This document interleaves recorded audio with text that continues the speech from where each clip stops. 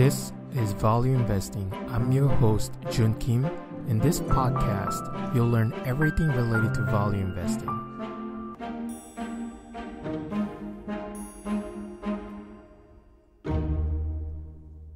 Hey guys, welcome to another episode of Value Investing. This is episode 37. In the last two episodes, we discussed 15 points that Philip Fisher mentioned in his book Uncommon Stocks and Uncommon Profits with respect to how you can identify outstanding companies in the stock market. So now the question is there any reason to divert time or mental effort from this main issue?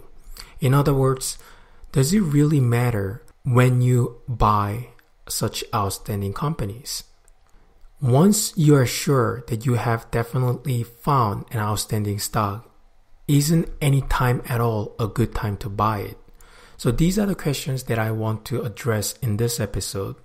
Philip Fisher dedicated one chapter regarding when you can buy stocks in order to maximize your profits in the future. And that's what I want to cover in this episode. In the next episode, the following question that you might have is, if you buy the stock at the right time, then when is the right time to sell? So when to sell is the topic to cover in the next episode. So I'm so excited to cover all these topics in today's episode and the next episode. So why don't we get into it? But before we get started, let me just give you a quick disclaimer as always that this podcast is for entertainment purposes only. It is your responsibility to consult with your investment professional for any investment decisions. Without any delays, why don't we get started? So as I mentioned, there are a bunch of questions that you might have in your mind after going through the last two episodes. Because in the last two episodes, we discussed how you can identify outstanding companies by going through 15 different points raised by Philip Fisher. And as I mentioned in the last episode, you don't have to satisfy all these 15 points in order to find out outstanding growth stocks. However, once you have these outstanding growth stocks that satisfy, let's say, 10 points that Philip Fisher mentioned, that might be good enough. But once you identify these outstanding growth stocks, then what would you do? When is the right time to buy? Can you buy these growth stocks at any given point in time, regardless of the stock price? The answer is obviously no. So Philip Fisher provided the most extreme example based on history. An investor could have purchased great growth outstanding stocks in the summer of 1929 or just before the greatest stock market crash of American history.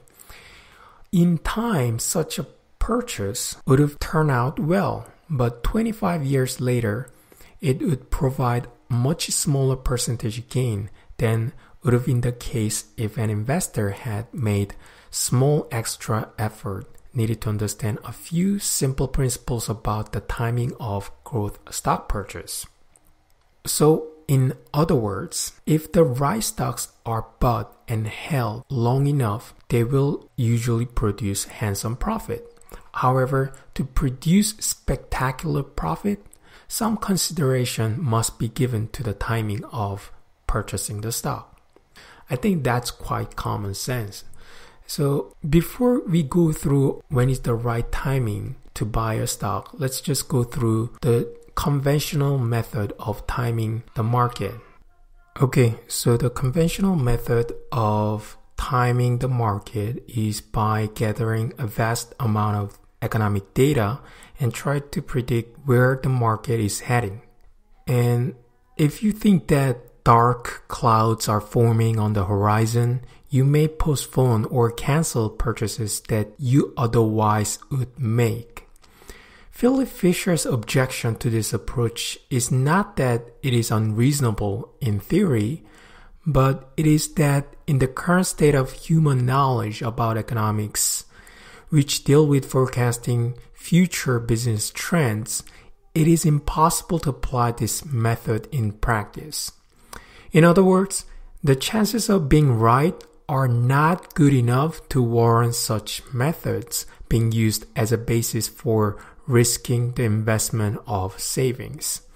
And this is quite aligned with what Warren Buffett has said so far during his television interviews. Because Warren Buffett frequently says that there's no point of trying to predict where the market is heading in terms of direction, because it is important to know when the economic recession would happen, but it is just not knowable. And if you can't know exact timing of this type of event happening, then there's no point of put your emphasis or focus on predicting the market direction. In any given year, you'll find both pessimistic and optimistic sides of forecasts by a number of economists with PhDs. Philip Fisher thinks that the amount of mental effort put into this constant attempt to guess the economic future could have been applied to something more useful. Think about it. Consider what might have been accomplished if half as much thought had been given to fighting hunger and disease instead of focusing on economic forecasts by these outstanding, brilliant people. If conventional studies of the near-term economic prospect do not provide the right method to the proper timing of buying, then what do we need to look at for the timing? The answer lies in the very nature of growth stocks themselves. That's what Philip Fisher said. So Philip Fisher mentioned 3 different buying opportunities that you can take advantage of in terms of timing the stock purchase.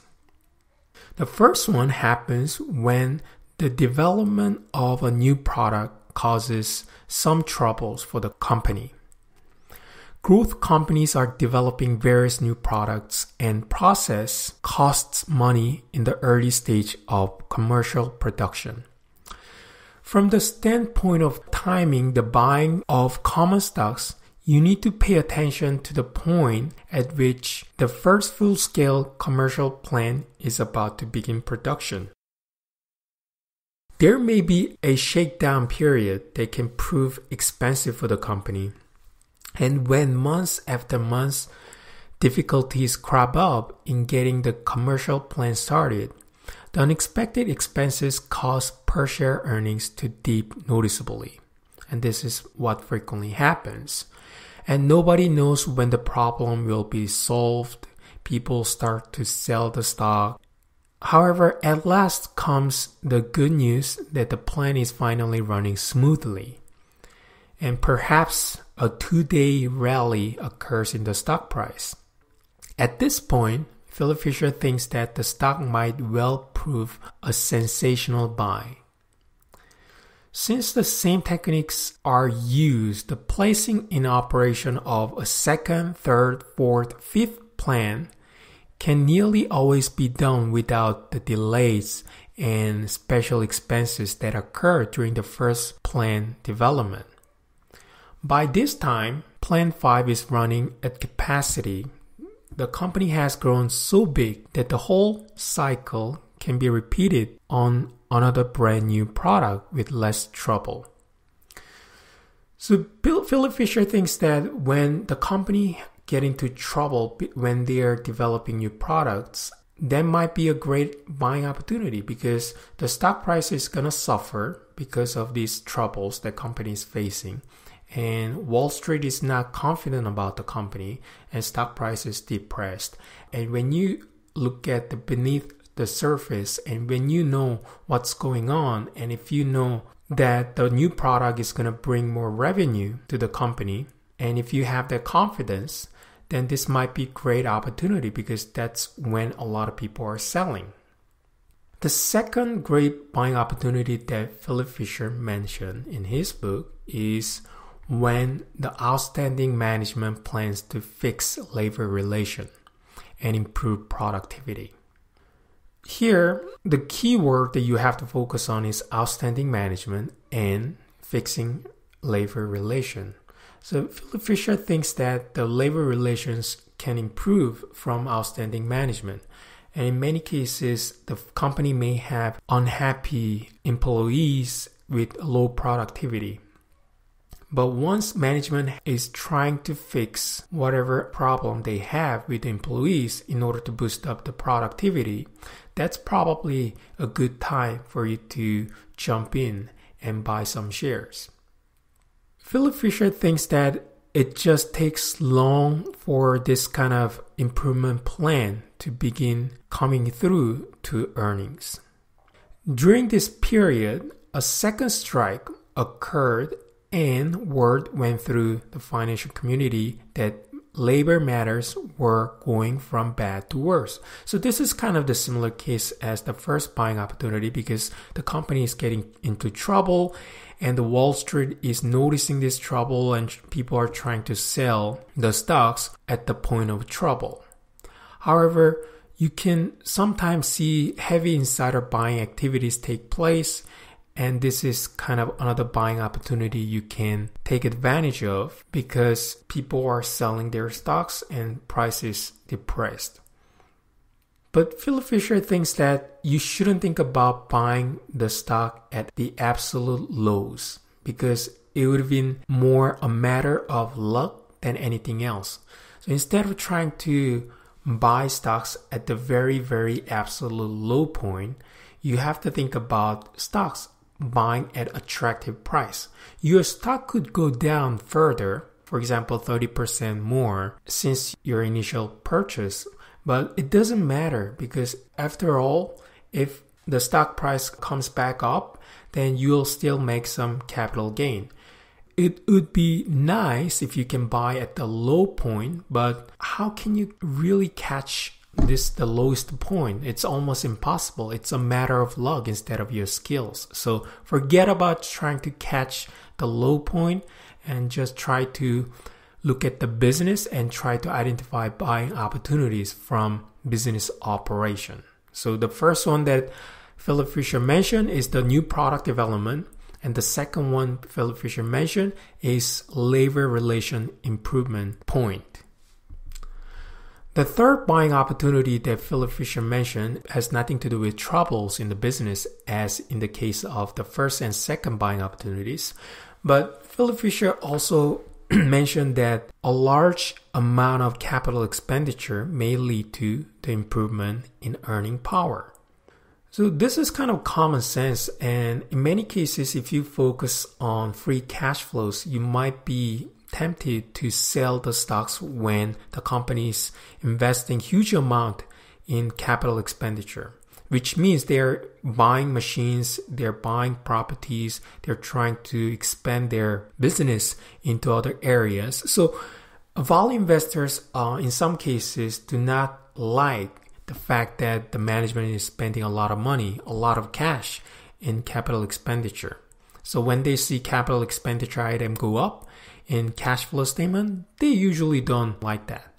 However, if management's intention is to grow the business, and I think you have to be tolerant about capital expenditure going up because that's going to create a lot of opportunities for the company to increase revenue down the road. And if the management has done that before and demonstrated their ability to increase the revenue through capital expenditure increase, I think you have to be happy about the money spent on this item. And also, as long as the management's return on capital ratio is high enough, let's say over 15%, I think you should be happy for management to spend that capital back to their business. And it's something to celebrate, not to be frowned upon. So what is the common denominator of each of the examples given here? It is that a worthwhile improvement in earning is coming in the right sort of company, but this particular increase in earnings has not yet produced an upward move in the price of that company's shares. So there are two things here, right? The first thing is you need to have some catalyst to boost up the earnings in the future, but it has not been reflected in the share price. The second one is You have to find this catalyst from the outstanding companies that you identified. And in the last 2 episodes, we discussed 15 points for you to utilize in order to find outstanding companies. So step by step, you can first identify outstanding companies and maybe put them on your watch list until you find some catalyst that can boost up the earnings in the future. That's kind of the best way to go about finding outstanding companies and buying the stocks at the right price. When the catalyst doesn't occur, you'll still, in the long run, make money if you buy into outstanding companies. So catalyst is something you have to consider, but it's not absolute. But catalyst can actually accelerate your returns on investment, and it's something to consider. However, the investor better have a great degree of patience because the price appreciation will take longer without catalysts.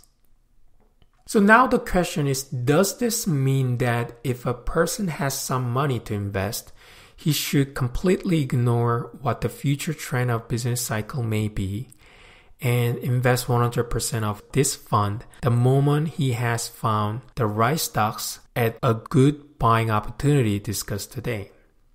The simple answer is yes.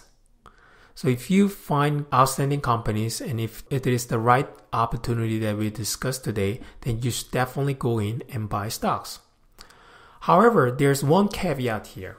A depression might strike right after you have made your investment. A decline of 40 to 50% from its peak is not at all uncommon for this kind of scenario. Even if you buy the best outstanding stocks, the stock can go down 50%.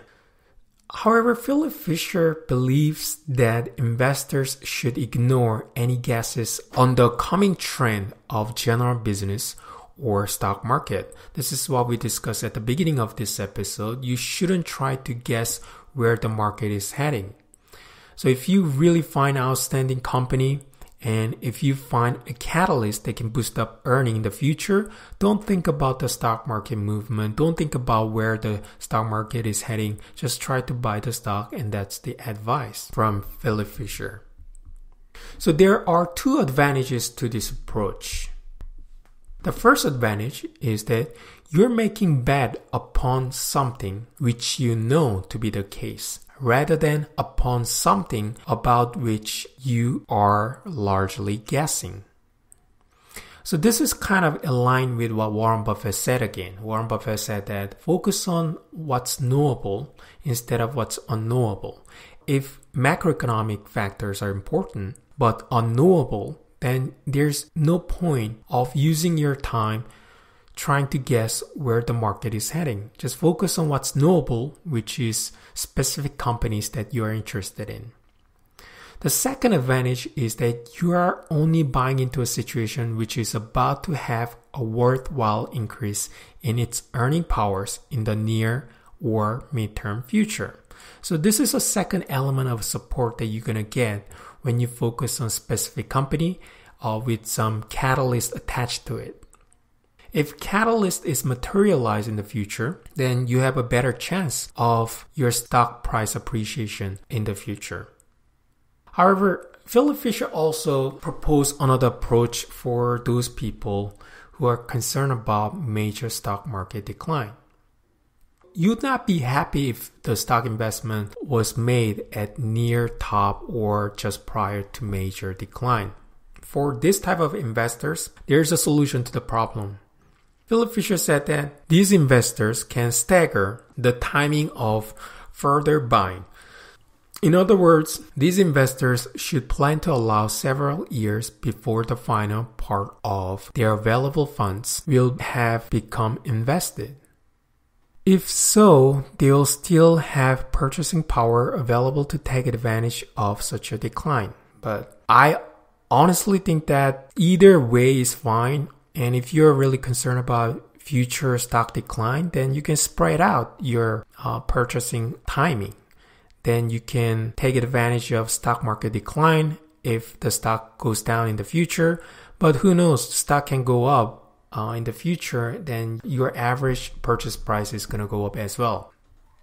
Philip Fisher also mentioned 5 powerful forces that move the stock market, but you should definitely ignore them. The first one is fear of downswings in the business cycle and stock market forecast, and this is what we discussed. The second one is trend of interest rates, which is something that you cannot forecast in the future. Third, overall governmental attitude towards investment and private enterprises.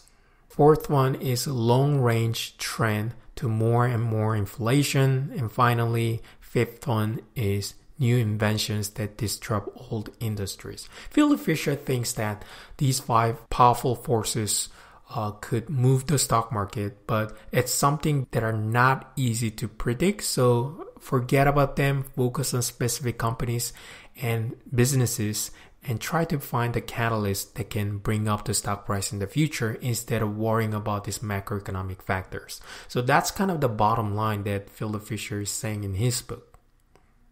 Okay, so we discussed multiple points today. I feel that this chapter dedicated to teaching when you can buy the stock is definitely worth reading.